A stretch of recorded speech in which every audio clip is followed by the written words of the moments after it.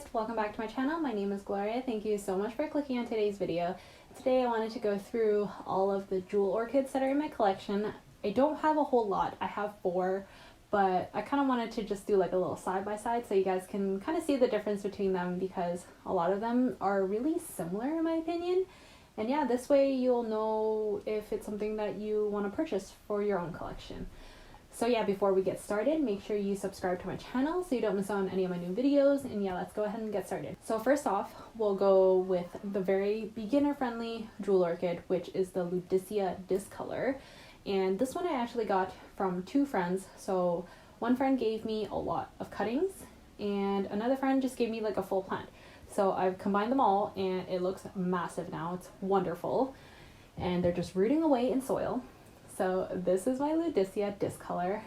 How awesome does it look? It has such dark foliage and it has really striking like pinkish red tips. Just one of my favorite plants. So this is the Ludwigia discolor and it's currently rooting, so that's why some of the leaves are a little bit floppy. So like these 2 are quite floppy because I think it hasn't rooted yet, and I'm sure it will. It just takes time, and once it roots, the water can be absorbed through the roots and the leaves will no longer be floppy. So yeah, I'm not too worried about it, and even if those 2 leaves die off, I'm sure it will just grow new leaves. It won't be a problem. The only issue with this is you do have to kind of provide a little bit of a more humid environment. I like to keep this in my IKEA greenhouse. So it's kind of like an enclosed setting. It has higher humidity. I just spray it every now and then, and I think the jewels are very happy in there. I also grow my jewel orchids in 2 parts cactus soil, 1 part perlite, for a little bit of better drainage. I don't want it to be too water retentive because I might rot the roots, but I do want to make sure that the soil kind of stays moist for the most part all the time.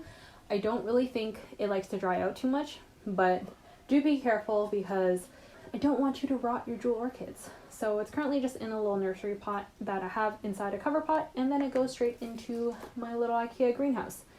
So these terrestrial orchids do better in like a soil medium as opposed to moss. And yeah, I think this one will do perfectly fine. I'm not worried about it. But the next one that I want to show you is pretty much like a hybrid of the Ludwigia discolor. It's crossed with the anoectochilus roxburghii. There's 2 eyes at the end. It was kind of just off on the side so I couldn't see. So this is the other jewel orchid. It's more pinkish red color compared to the Ludwigia. That one is a little bit darker, but I also just really enjoy this dark foliage. It's so like, I don't know, it's so unique. You don't see this in nature, honestly. Like, at least in my neighborhood, all I see is like green. I don't see kind of like a reddish color leaves. So it's hard to do a little comparison. But yeah, as you can see, the Ludwigia is, like the regular Ludwigia is a little bit darker versus this one, which is like a lighter, brighter red. So I personally like this one better. It looks cooler. I mean, obviously it's a smaller plant, but if it were to ever get to the size of my Ludwigia discolor regular form, I would just die of happiness. I think that's just the best way to put it. It kind of grows horizontally, which it like crawls along the soil and like branches off. It has like new shoots.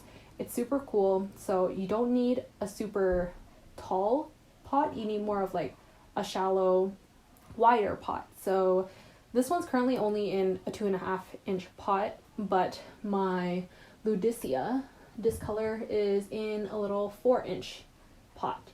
So this one has a lot of different like stems in here. I have 1, 2, 3, 4, 5, 6, 7. I have 7 different shoots in here, which is actually crazy. I did not think I would ever have such a big plant, but I have the nicest friends who shared cuttings of their plants with me, and I'm just so forever grateful. But yeah, these are the Ludwigia ones. The next ones I want to show you are the Maccodes, however way you want to say it, but I have 2 of that variety, which is the Maccodes petola, and this one is really small. I bought this from a local nursery called Kim's Nature, and this one was one of the last ones left, which is why it's so tiny, and it's probably just, you know, the runt of the litter, but I'm still really happy with it. It actually shot out one leaf so far from the main plant, and I see a little baby leaf actually over at the side here. If you guys can see, there's a little shoot coming out. So this one is very cute. This one is actually in my mom's room, so I let her take care of it, and it's still in the moss medium that it came with, and all my other ones are currently in soil because I think I want to eventually have all my jewel orchids in soil. This one I'm just waiting a little bit longer because it was so small and I was just a little bit scared. So yeah, this one has very like lightning type foliage compared to the very dark foliage of the Ludwigia discolor ones. This one is the Maccodes sanderiana, which looks very similar in my opinion. I mean, this one is just a bigger species, but it looks so similar to the petola. Let me see if I can do it side by side. It looks really similar, but I think just right now, because the size difference is so apparent, it's kind of hard to tell, but the sanderiana does look a little bit brighter, and the veining looks a lot more lime green compared to the petola, and just the veining looks thicker too, so thicker and brighter in my opinion. I really like the two of them. I personally don't want my jewel orchids to flower really. I like them more for the pretty foliage, so the leaves, the velvet texture, and just the aesthetic of the foliage. I want to have really bushy jewels, which are really hard to grow because they're slow growers, and every time they flower they won't grow a new leaf from the top. They'll have to send out an offshoot through like the sides, so it just keeps growing horizontally. So I just want like a whole shelf filled with jewels. But yeah, that pretty much concludes today's video. It was pretty short. I don't have too many jewels in my collection. I want to add more. I know there's, I think maybe one or two out there that I still want to collect, but I'm not super actively searching for it because jewels get kind of expensive and I don't want to be overpaying for plants anymore. It's getting to a point where I've spent so much on plants already. I just want to like chill a little bit or like downsize my collection. So yeah, that pretty much concludes today's video. I hope you guys enjoyed. Comment down below which one is your favorite jewel. Mine personally is the Ludwigia discolor hybrid.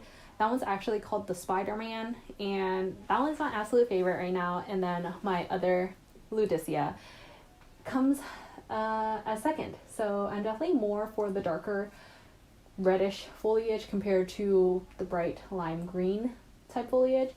But yeah, they're also very pretty, and I hope you guys enjoyed. Thank you so much for watching, and I'll see you guys in the next one. Bye.